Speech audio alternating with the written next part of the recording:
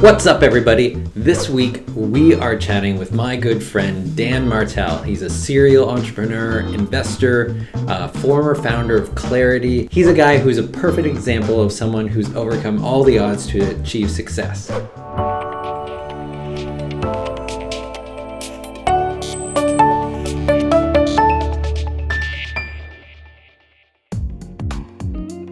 Having built and sold 3 technology companies, Dan dedicates his time to coaching SaaS entrepreneurs how to achieve success in a scalable way. In this first part of a 3-part series, Dan's going to talk about disconnecting from your email and how that can help you achieve massive success. Take a listen. What's up? Phil, I'm going to try to throttle my energy back a little bit because I don't want to be screaming at the audience, but I'm going to tell you I am ridiculously excited to be here. I want to thank you. You are one of those rare people I've found on the East Coast of Canada that are doing really interesting things, and it's a real privilege to be on here to share some thoughts.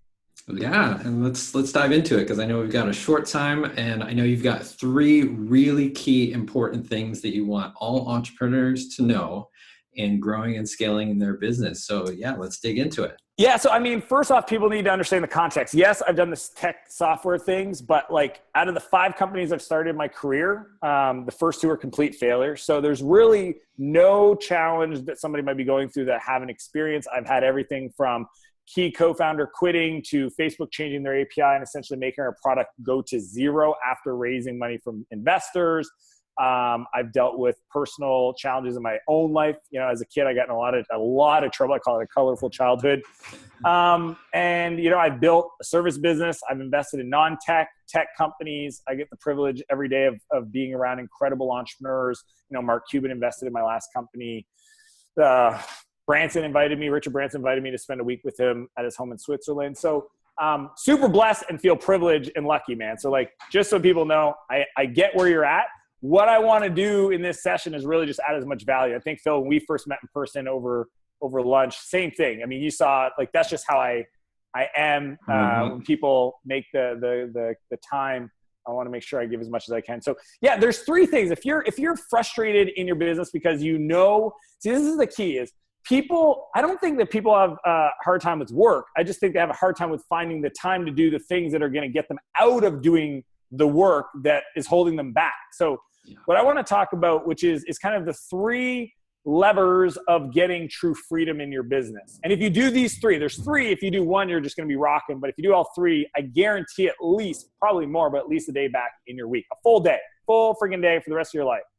And it really comes down to these 3 things: is document, delegate, and disconnect. Okay.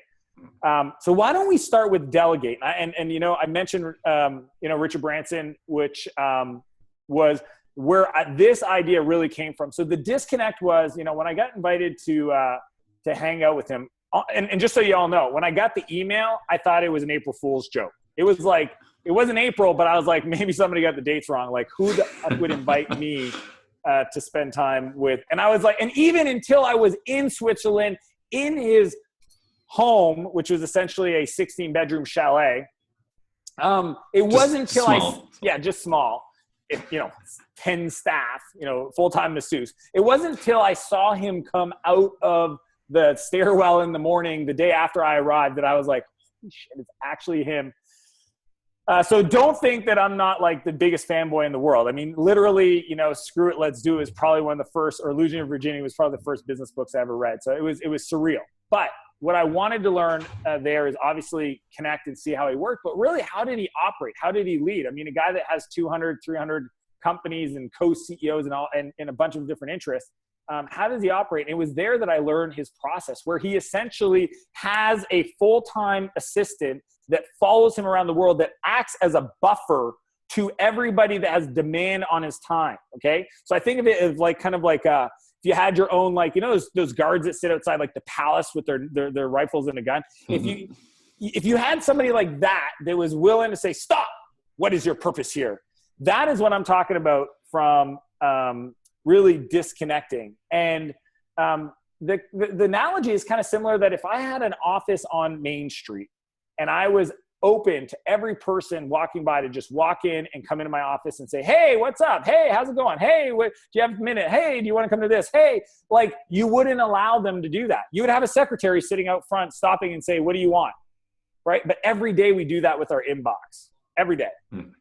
And the first thing you need to learn how to do is disconnect from your inbox. And the only way to do that is, and truly, this is a big pill to swallow, is to delegate your inbox management to somebody else. And I've been blessed to have somebody like Stephanie. You know, Stephanie, everybody gets to know her because she's the first line of response. And I know the first thing that you're thinking, because it's the one I thought of when I saw Richard. I was like, how? Because literally he sits there and she, Helen, his assistant, over breakfast says, you have this, you have this, you have this. How do you want me to respond? He tells her, she responds. He does not do first level response to anything. And not only that, Helen's got an assistant. And those assistants manage all the CEOs in the company, and they all know if they want Richard's time, they reach out to her. She knows the game plan for, you know, generic questions and how to route those questions and where the information is and all that stuff. So he only gets the stuff that are truly unique to his skills, capabilities, and wants, right? So the biggest thing you don't want to do, and this is what I struggled with initially, giving somebody access to my inbox, was how do I not seem like a douche? I don't know if you've ever emailed, you know, somebody and all of a sudden as their assistant responds, you're like, what the? You kind of violate the trust or the expectation. So here's the language you want to use. And if you want to figure it out, just email me at dan@danmartell.com and ask Stephanie, because she's going to reply. What's the language you use to reply for Dan on his behalf? And it's, hey, this is Stephanie, Dan's assistant. I figured you'd wanted a fast response, so I thought I would reply before him. That's how you do it. Every time Stephanie replies on my behalf, it's under the context of, look, you asked for something. He's not going to get to this probably for a while. So why don't I answer it for you? And she doesn't pretend she's me. She literally says in the email, it's her. Does that make sense, Phil? Yeah, that's perfect. I love it. Yeah. So, and you always want to do delegated access through Gmail so you don't lend out your password, because your inbox is pretty much the keys to the castle. So you don't want to do this with somebody that's a VA that you've never met. You want to build a relationship over time, loop them in, but you really want to disconnect from your inbox and over time build kind of consistent response mechanisms and rules so that you only get the emails that truly need to be seen by you. And I have a whole process for doing this, but that's the first step. You got to disconnect so you have the mental capacity, right? All right, so thanks for watching that. We've got another 2 parts coming up, but before that, I have a question for you. What is the one thing that is preventing you from disconnecting from your inbox? Just leave a comment down below, and who knows, maybe you'll find that one tip that will help you break through that limiting belief. And remember, if you want to double your business faster, stay subscribed to this channel because we've got more great videos just like this one coming up. We're on a mission to double 100 businesses by 2020. Will yours be one of them? Sign up for a free strategy session on our website at liftmedia.co/audit to see if we can help you double your business faster.